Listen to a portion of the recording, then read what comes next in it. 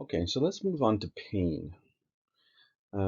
So everyone experiences pain differently. We all have our own subjective um, way of describing pain, but also feeling pain.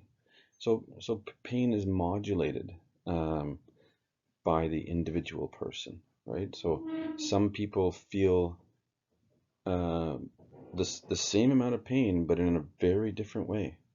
Some will describe it as a much more painful sensation. Some will describe it is less painful. And that's why we often use a scale of 1 to 10. So if you just ask someone what their pain is and they give you a 3, well, just that one question isn't very useful because a 3 to one person could be a 7 to another person. But, but at least you know a baseline for that person now. So if it was 3 2 hours ago, and then you go back and ask them later the same day, and they say it's a 7, well, you're following their pain over time with the pain scale. But asking someone just one number initially is not very useful. It's more to follow the number over time in the same patient. Okay, so acute pain. So acute pain is usually from something that's happened acutely, and it's protective. It's warning you that your finger is being touched by a chainsaw that's running. So it's very protective. You're going to remove your hand quickly. It's often it's typically self-limiting, right? So when the acute injury has healed, the, the acute pain resolves. Okay, and typically acute pain is days to weeks. We wouldn't call acute pain uh, months. That's more chronic pain. And with acute pain, so if you've lost your finger to a chainsaw, um, narcotics are the appropriate group of medications, the opioids. So the use of morphine or hydromorphone is very appropriate for acute pain. Plus nonsteroidal anti-inflammatories, plus acetaminophen. They're all useful. Just to know that acute pain is very responsive to um, to the opioid group, and it's one of the most useful drugs we have, or the group of narcotics for acute pain treatment. Chronic pain, it's not protective anymore. It's whatever happened is healed, and now you're left with this chronic pain in the same location, uh, and it and it lasts for months to years, or even longer. So if we look at the examples here, diabetic neuropathy, so painful feet from nerve damage in the setting of diabetes, chronic back pain, people that have chronic back pain that need treatment on a daily basis for many months. Chronic headaches is another one. So you can have chronic pain anywhere. Uh, Now these don't often respond to nonsteroidal anti-inflammatories or narcotics. It's not a great solution to put someone on long-term opioids or even long-term nonsteroidal anti-inflammatories. They typically don't help chronic pain very much. Um, and then you run into all the side effects of nonsteroidal anti-inflammatories or narcotics. Narcotics being addiction, of course, but all the other side effects too, the severe constipation, the nausea you get with narcotics, the NSAIDs, GI upset, they're hard on the kidneys, they retain fluid in people with congestive heart failure, they cause hypertension. So, being on these long term is not a great solution. So we do have other groups of medications that we have tried, and these medications have usually been used in another condition, and then we've discovered that they can have some help in chronic pain. So gabapentin is initially an anti-seizure medication, and then we realized that you can have some benefit of gabapentin because it can reduce nerve excitability, that it had some effect on chronic pain. Pregabalin, the brand name is Lyrica. Same idea. It had some effect on chronic pain as a quote nerve modulator. So it tried to modulate the signal that's going to the brain. Okay. Tricyclic antidepressants, if you recall, they were before the SSRIs came out, and they were one of the most common antidepressant groups that we used up until the SSRIs came on the market. And they were discovered also to have some effect in treating chronic pain. So people often end up on one of these to try and help their chronic symptoms. Chronic pain often leads to disability, depression, anxiety, fatigue. It's exhausting to have chronic pain day in, day out. So depression and anxiety are very common manifestations of chronic pain. And sometimes we'll end up treating their depression and anxiety secondary to their chronic pain. Okay, so acute versus chronic pain. This slide is just a nice summary. Let's look at acute pain. So it's sudden, it's short duration, resolves and disappears when the tissue heals. Okay, it's a warning signal for actual true damage or the potential for more tissue damage. So it's very useful, acute pain. Often correlates with the amount of damage. So, if you have a splinter and then at the end of your finger, okay, that'll give you a certain degree of pain. If you cut off your finger with a chainsaw, that's going to typically correlate with much more pain. So acute pain is very, very useful, very protective. CNS involvement, so CNS is intact, acute pain is a symptom. Okay. Psychological effects, less, but unrelieved pain can create difficulty sleeping. Of course, I mean, if you've got a throbbing finger that hasn't been treated with proper pain medication, it would be very hard to fall asleep because it's pulsating all night from the pain. So psychological effects would be less because it's not going to be with you for months to years. So if we look at chronic pain, slow onset, insidious onset, so that's slow. The pain has persisted despite that the tissue is healed, right? So often we can't find anything in someone's back pain when we image them, but they just have chronic pain there. It's no longer a warning signal. Okay, it's just the firing of neurons and the perception of pain when there's really no ongoing tissue damage. Severity is no longer correlated with the damage. So you can have severe, unremitting, chronic back pain with really no tissue damage that we can find on X-rays or MRIs or CAT scan. So they don't match up anymore. CNS may be dysfunctional. Chronic pain is a disease. So over time, especially as you continue to get these signals of pain going to the brain, you can imagine that it is going to mess up your thinking about this pain. It's going to mess up the perception of it. Will it ever end? It's going to potentially magnify the pain because you're getting anxious or depressed about the fact that this pain is unending. So, for sure, there can be dysfunctional CNS at play. And lastly, psychological effects of chronic pain, depression, anger, fear, social withdrawals.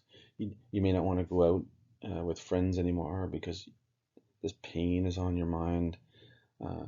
you can develop depression, as mentioned before, a fear of doing anything because you think it might aggravate the pain, anger towards the pain. So a lot of emotional symptoms that people get with chronic pain. So let's just look at a regular pain pathway, from the injury to the brain. Um, so the first one is nociceptive pain. So this is the message that's sent to the central nervous system from the injured or diseased part of the body. Okay, and this is by far the most common pain, right? Uh, you have your foot run over by a car tire. It's going to tell you immediately the location of the pain, the amount of pain, and let's go through the signaling. So the transduction is the signal has to go from a soft tissue skin injury, say, to an electrical signal, which would be the nerves within the soft tissue. So the noxious stimulus releases chemicals into the soft tissue, right? So H plus is just acid. Substance P is a substance that's involved in the pain pathways. Histamines released, bradykinins, prostaglandins. These are all inflammatory markers, and they are released at the injury site. Okay, and that's partly why you'll have a swollen foot after it's run over by a car, because a lot of inflammatory markers are coming to the site to try and heal it, but also substances are released to stimulate the sensory nerves there to send the signal quickly to the brain. So the transmission is the actual nerves, the sensory nerves, which we would call the afferent nerves. Afferent means it's going back to the brain. Efferent means it's leaving the brain. So the transmission will go from the peripheral nervous system along these afferent fibers to the central nervous system, the brain. Well, spinal cord and brain. The modulation is how the brain, so here's where the brain gets involved. It's neurons coming from the brain that can inhibit the afferent fibers coming into the spinal cord. So your brain can have signals through efferent nerves to modulate the signal that's coming up to it. Okay, so that's partly why people won't feel the same amount of pain from the same tire going over their foot, because there's modulation from the brain. And then finally, at the brain itself, there's the pain is recognized, it's defined, the location is identified, and there'll be a motor response. For example, trying to move your foot away very quickly before the tire crushes it. So here's a nice diagram of nociceptive pain, just your acute pain pathway going to the brain.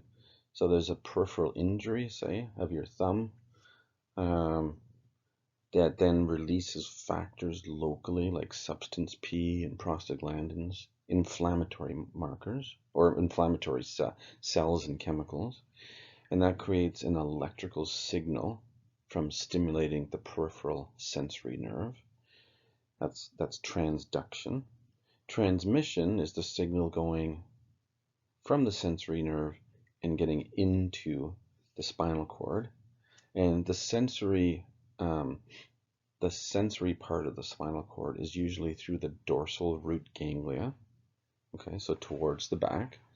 Typically the motor neurons, so the nerves going to muscles, come out the ventral root, so the front, and the dorsal root is usually sensation, temperature, the ability to feel different temperatures, pain, so more sensory nerves. And then there's modulation, so pain can be modulated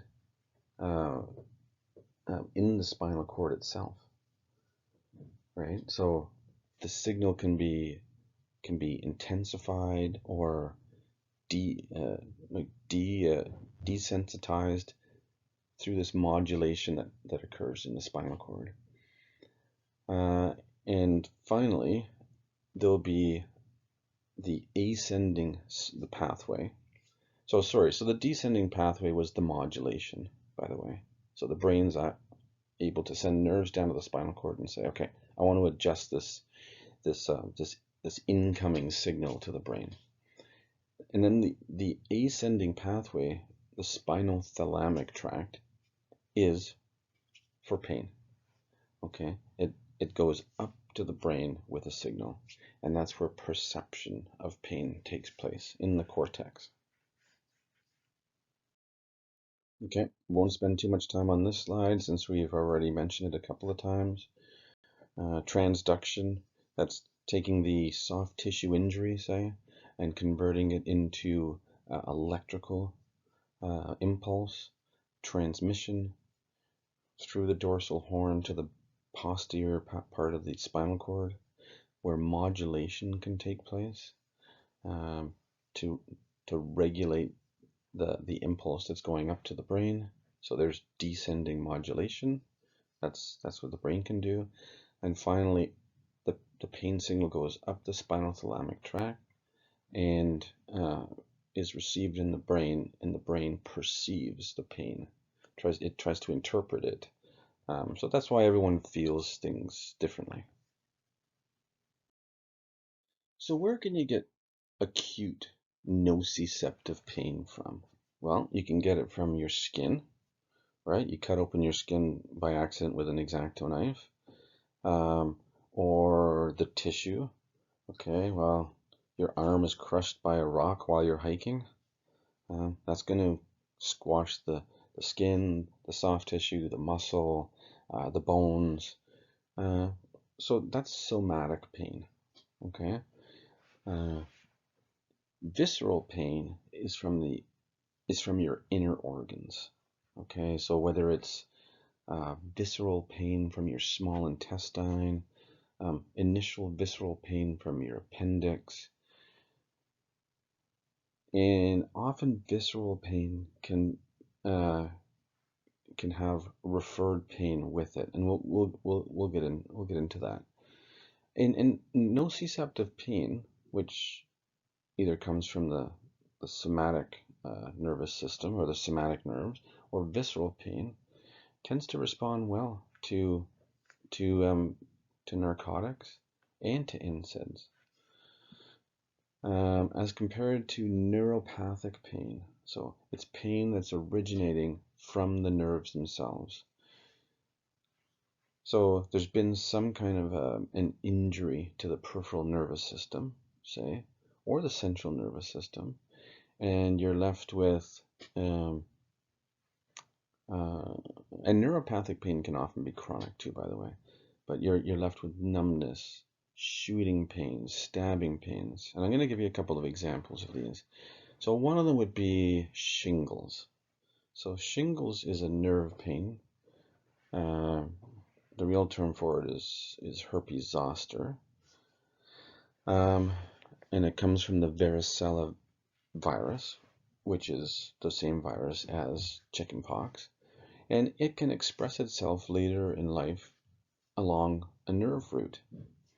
And often you have severe shooting pain from herpes zoster or shingles. You can have numbness along the area that's involved. You get this blistering rash that comes out along in the skin, but it's actually the nerve underneath. You can have shock-like pain from the damaged nerve. And even after the skin is healed and the rash is healed, you can be left with neuropathic pain. The nerve just keeps on firing. This shooting pain, stabbing, knife-like. So that would be an example of neuropathic pain. Another one would be diabetic neuropathy. Very, very common, right? So uh, numbness, tingling to your feet because the nerves have been are ischemic from the damaged blood vessels. So you can't feel things anymore. There's pins and needles.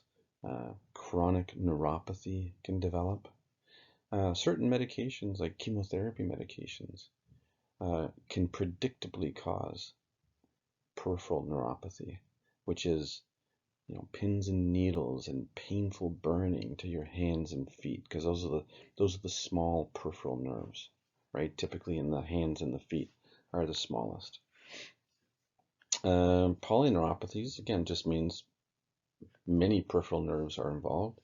An example of that was Guillain-Barré, where we spoke about, starting with numbness, tingling, weakness in your hands and feet, and then it ascends to the arms, to the upper legs, and then finally to the core, where you can get in trouble with respirations, right?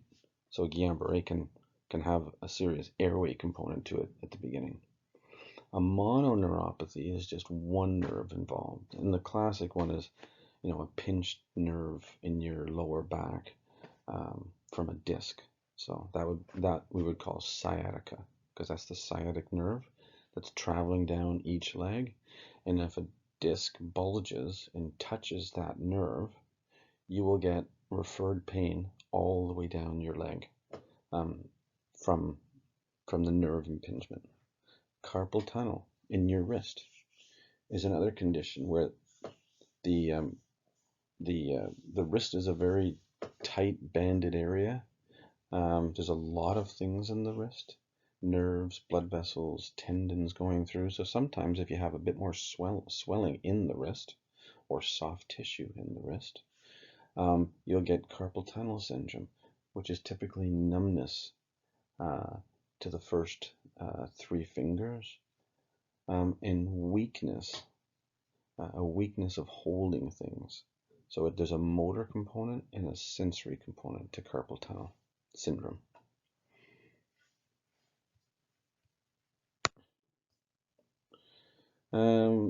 Okay, so those are different types of neuropathies, right? Some last much longer than others. Diabetic neuropathy tends to last for typically forever once you get it. Guillain-Barré, it can last for many months, and then 85 to 90% of people recover. Sciatica usually responds to time and painkillers, anti-inflammatories, and usually in 6 to 8 weeks it resolves most of the time. Carpal tunnel is dealt with a surgery, where the tight band holding the wrist together is released with a surgery, and then there's more space there for the nerve not to be impinged upon anymore. We can use opioids for nerve pain, for neuropathic pain. It's not as effective as it is for nociceptive pain. So often this is other medications are added to it, such as tricyclic antidepressants, the anti-seizure medication. There's, sometimes we can use, so gabapentin is an anti-seizure medication. Valproic acid is sometimes used for nerve pain. Because if you think about it, what are anti-seizure medications? They're drugs that try to reduce signals from the nerve cells in the brain. So we can try and reduce the impulses and nerve signals that are happening in neuropathic pain with them. Okay? So that's why we use anti-seizure medications. And then there's neuromodulators. And they just try and change the impulse that's traveling back to the brain, to try and downgrade it a bit, try and reduce it by modulating it. So there's a lot of treatments for neuropathic pain, partly because none of them work extremely well. So sometimes we have to use a combination. Okay, so here's another just way that you can try and remember the different pains. So somatic pain and visceral pain fall under nociceptive pain. So there's usually some kind of noxious stimuli, if you want to try and remember it that way, nociceptive. So in the somatic pain, well, that's the musculoskeletal system, skin, soft tissue, muscle. Okay. The visceral are the organs, such as gastrointestinal tract, pancreas. So one tends to be very localized, the somatic pain. Yes, I know which finger I just crushed, right? And the other one is not as localized, the visceral pain. Yeah, my belly hurts, but I don't really know where it's coming from. It's a diffuse pain. It doesn't localize very well. And sometimes it can actually um, be referred to other areas of the body that aren't even involved. Okay, so let's look at some examples at the bottom. So a fracture, a wound infection, that's somatic pain. Okay, that's soft tissue musculoskeletal type pain. Visceral pain would be something like pancreatitis. So someone, for example, who's had much too much alcohol over the weekend and they come in with epigastric pain, so upper abdominal pain in the center that's boring through to their back. And that can be from inflammation and irritation of the pancreas um, causing that. And the pain is referred to the back. Another example of visceral pain, remember that the visceral pain is organ pain, would be the gallbladder. Well, what happens? So the gallbladder gets blocked with a stone and it gets distended, so it gets stretched.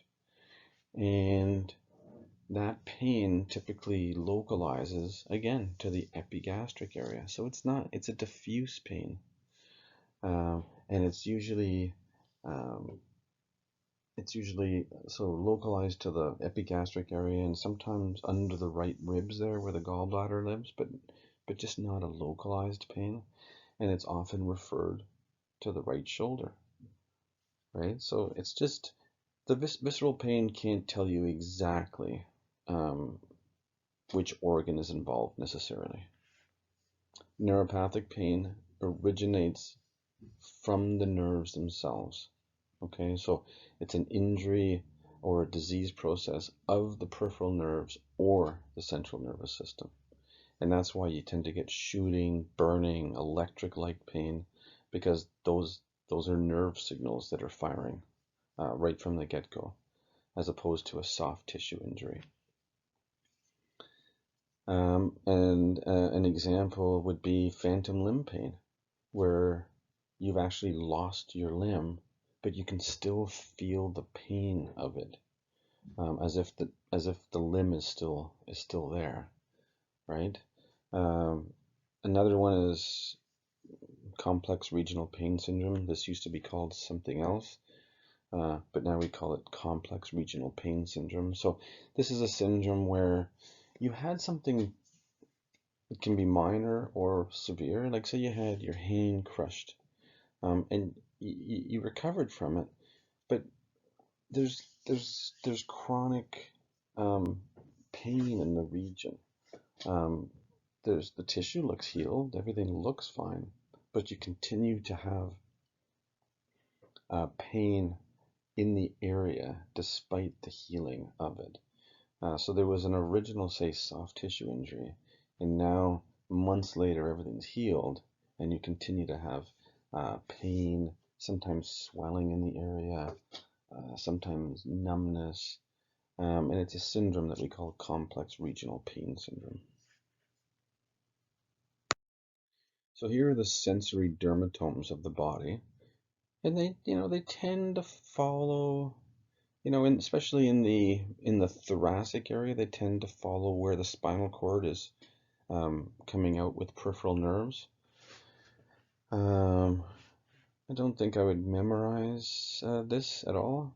So you can see the cervical spine is sending its nerves or has sensory nerves going down the entire arms. So we can localize which nerve root in the spinal cord is involved, depending on where they're potentially feeling pain. So, for example, if someone comes in with sciatica, which is referred pain from a pinched nerve, usually from a disc in the lower back, and they have numbness to their, their uh, outer part of the foot, well, then we'll know that's S1 that's being involved. Or if it's the lateral part of the leg, well, then we'll know that it's the L5 nerve root is being impinged on, just based on the sense the loss of sensation or the pins and needles they have in a particular location. Now, referred pain is when you feel pain in one part of your body, but it's caused by pain elsewhere. Okay, so you can have shoulder pain or arm pain from a heart attack, a myocardial infarction. You can have severe back pain from a kidney stone or pancreatitis. You can have shoulder pain from a gallbladder attack, biliary colic, or an infected gallbladder, cholecystitis. So often there's a referral of pain as well. Okay, so that's why, for example, if someone comes in with epigastric pain, we always get an ECG, because epigastric pain or upper abdominal pain can be a myocardial infarction because it was referred pain to the epigastric area. So inadequate pain management, definitely a problem. So we're in a time where opioids have been prescribed for many conditions, and many people have unfortunately become addicted to narcotics, opioids. So when I say narcotics, it's opioids, and it makes healthcare providers very leery about prescribing narcotics, even in appropriate conditions, because they fear causing addiction in people. So inadequate pain management can definitely be an issue, especially for people that really need it. So that's one of the current problems. How much pain medication should a person take or a patient take versus is it going to cause them detrimental addiction down the road? Okay, so what are some reasons for undertreating? Well, definitely lack of knowledge, not using proper doses, not using proper intervals of time, not knowing how long someone should be on a painkiller and when it's time to slowly withdraw the painkiller. Sometimes it is, the unwillingness to believe a patient's pain. And that can happen because, again, a patient's perception of pain may not be what the healthcare provider thinks is appropriate for their condition. So it's hard. It's hard sometimes to find the exact dose and find the exact strength that's required of the painkiller. Inaccurate information about addiction tolerance can also be an issue for undertreating. Usually for acute pain, there isn't usually a concern about addiction. If someone has a broken arm or a broken leg, they're going to be on opioids or narcotics to control their pain. Typically, this is not a concern of future addiction unless they continue to stay on those narcotics for many weeks to months. Fear of hastening death. So that can be the patient's perspective, meaning, oh, I've heard about morphine. I know morphine means that I'm very close to death, which isn't necessarily the case at all. And then there can be healthcare provider fear as well that, okay, giving too much of this narcotic, such as morphine or fentanyl or hydromorphone, uh, I could affect their respirations. As I increase the dose, I might hasten their death. So there can be concern on both sides. Reasons for underreporting from a patient. Um, well, patients fear addiction. They also fear the side effects that are mentioned, such as severe constipation, nausea. Um, some people can get very itchy on narcotics. So, not narcotics aren't for everybody. Um, some people want to be very stoic and say, well, I've broken my femur. Pain is very normal. Why do I need to cover that pain? Why do I need to hide it? But pain can be very detrimental too because it impacts your day so much. Some people believe that the pain medications won't work. They just won't be effective in treating their pain. So they just won't, they either won't want them or they won't want them adjusted. And some people feel that, if I don't complain or whine to the healthcare provider, I'm being a better patient. And so the doctor or the healthcare provider will never know their degree of pain. So there's a lot of psychological uh, issues on both sides about why healthcare providers undertreat and why patients underreport.